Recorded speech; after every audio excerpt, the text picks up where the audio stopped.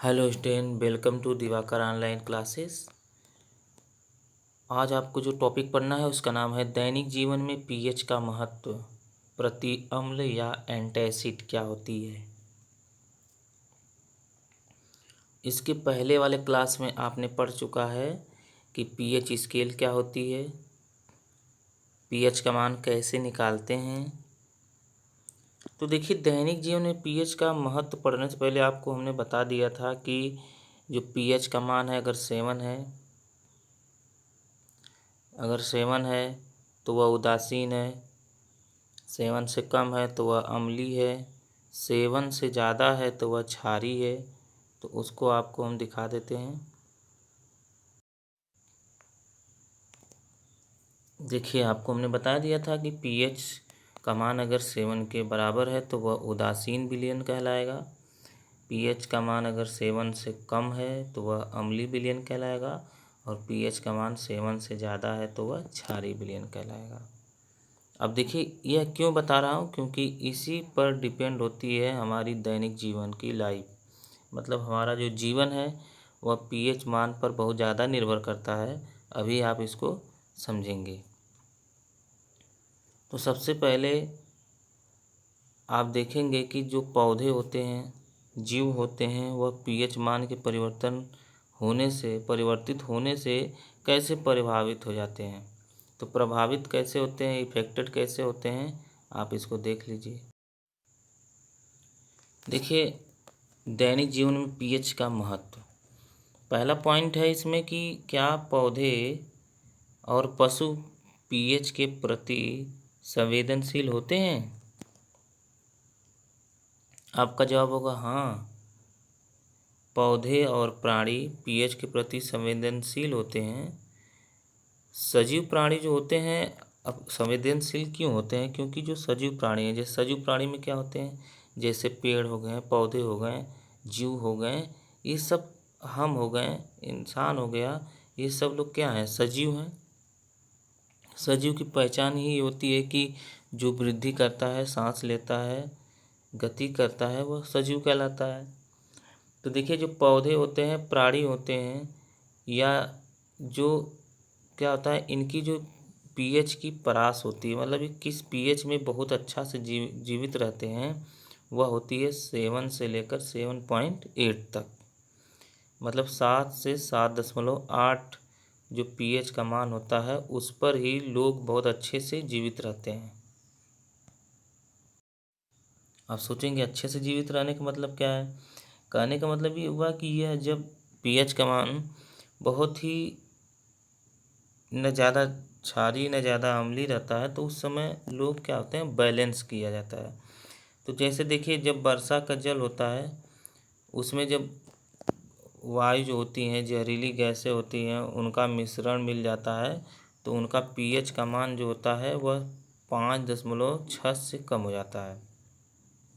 क्योंकि आसमान में sulphur dioxide, carbon dioxide, nitrogen dioxide, nitrous oxide, sulphur trioxide, ये सब गैसें मिली रहती हैं, जिससे उसका पीएच मान क्या आ जाता है, 5.6 से कम हो जाता है। अगर पीएच मान जो होता है वह 5.6 से कम हो गया, तो आपको अभी हम बताए थे कि पीएच का मान अगर 7 से कम होता है तो वह क्या हो जाएगा, अम्लीय हो जाएगा। तो जब वर्षा के जल का पीएच मान 5.6 से कम हो जाता है तो वह अम्लीय वर्षा कहलाती है। अम्लीय वर्षा अब हो गई अम्लीय वर्षा, तो वह इसका जो पानी है नदियों में जब मिल जाएगा, तो इसके नदियों का जो जल है उसके पीएच मान में क्या हो जाएगा, परिवर्तन हो जाएगा, और उसका पीएच मान क्या हो जाएगा, 7 से कम हो जाएगा। तब 7 से जब कम हो जाएगा तो जो जो जीव जंतु 7 पीएच मान 7 पर जीवित रहते थे, उनका पीएच मान 5 से नीचे हो जाएगा या 5.6 हो जाएगा, तो वह जीने में क्या हो जाएंगे, जीने के लिए उनको क्या हो जाएगी, प्रॉब्लम होने लगेगी, वह जीने में कठिनाई महसूस करने लगेंगे। अगला देखिए पॉइंट है कि अच्छी उपज के लिए पौधे को एक विशिष्ट पीएच की आवश्यकता होती है। अच्छी उपज के लिए पौधों को एक विशिष्ट पीएच की आवश्यकता कैसे होती है? अब देखिए, जो पौधे होते हैं वह भी क्या होते हैं कि एक मीडियम पीएच पर जिंदा रहते हैं। उनकी मिट्टी जो होती है उसका पीएच का मान अगर एकदम विशिष्ट हो, मतलब कहने का है कि उनका जो पीएच मान है मिट्टी का, मृदा का जो पीएच है वह 7 है, 7 से थोड़ा ज़्यादा है, ये न 7 से कम है, तो वह उस मिट्टी में पौधे बहुत अच्छे से उगते हैं। नहीं तो क्षारीय पौधे जो होते हैं क्षारकीय मीडियम में उगने लगेंगे और अम्लीय जो होंगे अम्लीय में उगने लगेंगे। लेकिन एक पौधे को एक मीडियम साइज का क्या होना चाहिए? पीएच मान जरूरी होता है। तीसरा पॉइंट है कि हमारे पाचन तंत्र का पीएच किस कारण से, अगला है या तो किस कारण से क्वेश्चन आता है कि किस कारण से हमारे पेट में दर्द व जलन का अनुभव होता है, इससे बचने का क्या उपाय है। या तो क्वेश्चन आता है कि अपच होने पर पेट में दर्द और जलन का अनुभव क्यों होता है। ये देखिए आता है क्वेश्चन, बहुत आसान होता है, आप इसमें लिखने में दिक्कत नहीं होती है। और अगला क्वेश्चन आता है प्रति अम्ल या एंटासिड क्या है। तो आपको भी हम बताते हैं एंटासिड क्या है। देखिए, जो आपका ये जो फिगर आप देख रहे हैं यह है आपका स्टोमक, पेट है, उदर जिसे बोलते हैं हिंदी में, अमाशय बोलते हैं। तो देखिए जो स्टोमक होता है इसके अंदर जो ये लेयर बनी है जिसे बोलते हैं म्यूकोस, तो जो म्यूकस होती है, म्यूकोसा होती है, उसी से जो है HCl अम्ल निकलता है। जो ये लाइनिंग बना हुआ है, इसी से HCl अम्ल जो निकलता है, जो सेक्रेट होता है स्टोमक में, वह क्या करता है? खाने को पचाने में हेल्प करता है, बैक्टीरिया को मारता है। विषाणु बैक्टीरिया जो भी आते हैं इसमें, उसको खाना के साथ जो आता है उसको क्या करता है? यह मार देता है और खाने को छोटे छोटे टुकड़े में बदलने का काम यही करता है HCl। तो लेकिन इसमें सबसे ज़्यादा दिक्कत तब होती है जब इसकी मात्रा ज़्यादा हो जाती है। अब मान लीजिए किसी कारणवश आपने खट्टा मीठा खाया या बहुत ही मतलब उल्टा सीधा खा लिया, तो इसमें जो अम्ल है वह समझ नहीं पाया और ज़्यादा निकल गया। तो HCl जो है पेट में अगर ज़्यादा निकल जाएगा तो वह खाने को काटने की बजाय अपने जो है जो पेट है इसकी दीवारों को, जो दीवार है, जो इसकी वाल है स्टोमक की, इसी को काटने लगेगा, इसी की सरफेस को काटने लगेगा। तो जब सरफेस को काटेगा तो आपको पेन होने लगेगा और ऐंठन होने लगेगी, क्योंकि वह जो है ऊपर नीचे होगा और नसों को प्रभावित करेगा, जिससे आपको जलन का अनुभव होगा और पेट में दर्द का अनुभव होगा। तो आइए जो लिखा है उसको देख लीजिए।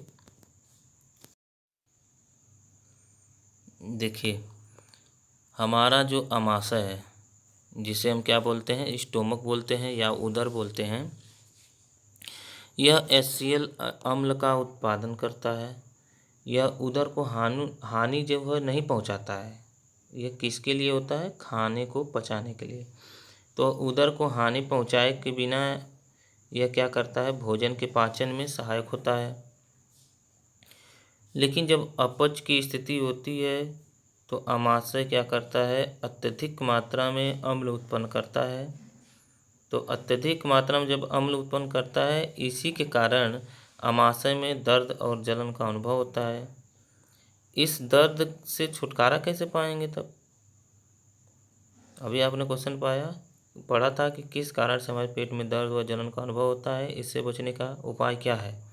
तो देखिए उपाय क्या है। इस दर्द से बचने का या छुटकारा पाने के लिए हम प्रति अम्लों या एंटासिड, अब एंटासिड क्या है? तो आपको हमने पढ़ा दिया था कि जब अम्ल और क्षारक अपक्रिया करते हैं तो क्या बनता है? लवण तथा जल बनता है। तो मान लीजिए आपके शरीर में HCl की मात्रा ज़्यादा हो गई, तो HCl क्या है? हाइड्रोक्लोरिक अम्ल है। HCl को हम क्या बोलते हैं? हाइड्रोक्लोरिक अम्ल। तो हाइड्रोक्लोरिक अम्ल जो है अगर क्षारक से अब क्रिया करेगा तो क्या बनाएगा? लवण तथा जल बनाएगा, सॉल्ट बनाएगा। तो हम इससे छुटकारा पाने के लिए प्रति अम्लों या एंटासिड जैसे क्षारकों का उपयोग करते हैं। और यह एंटासिड अम्ल की अधिक मात्रा को क्या कर देता है? उदासीन कर देता है। उदासीन कब होता है कोई चीज़? जब अम्ल और क्षारक मिलता है तो उदासीन हो जाता है, क्योंकि लवण बन जाता है। और लवण क्या होता है? न एसिड होता है न बेस होता है। तो मैग्नीशियम हाइड्रोक्साइड जो है MgOH जो 2 है, ट्वाइस है, इसी का जो नाम है उसका नाम है मिल्क ऑफ मैग्नीशिया। तो मिल्क ऑफ मैग्नीशिया जैसे दुर्बल क्षारक का उपयोग हम एंटासिड के रूप में करते हैं। तो एंटासिड क्या होती है ये भी समझ में आ गया होगा, प्रति अम्ल। तो एक एक नंबर में अगर कभी आ जाए तो ये आपका 3 क्वेश्चन इसमें हो जाएगा। अगला है क्वेश्चन जो आपके सिलेबस से में है नहीं, लेकिन इसको आपको जानना ज़रूरी है कि ये जो है आपके अर्थ से बाहर के भाग है। तो नोट में देखिए क्वेश्चन है कि कौन से ग्रह का वायुमंडल सल्फ्यूरिक अम्ल H2SO4 के मोटे श्वेत एवं पीले बादलों से बना है? क्या इस ग्रह पर जीवन संभव है? आपको होमवर्क में दे सकते हैं, लेकिन आपको हम बता दें कि जो शुक्र ग्रह है उसी का वायुमंडल क्या है? सल्फ्यूरिक अम्ल के मोटे सफ़ेद एवं पीले बादल से बना है।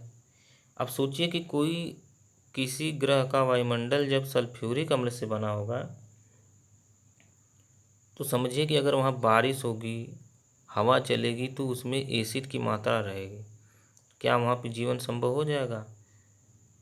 आप सोचिए कि एसिड इतनी खतरनाक होती है, तो वहाँ पर जब बारिश होगी, वहाँ पर वायुमंडल ही ये सल्फ्यूरिक अम्ल का होगा, तो वहाँ पर जीवन संभव नहीं होगा, क्योंकि वहाँ का जो जल होगा वह भी एसिड का होगा। अगर आप पिएंगे तो आपकी जो जीभ है वो जल जाएगी, आपके जो पूरा शरीर है वो गल जाएगा।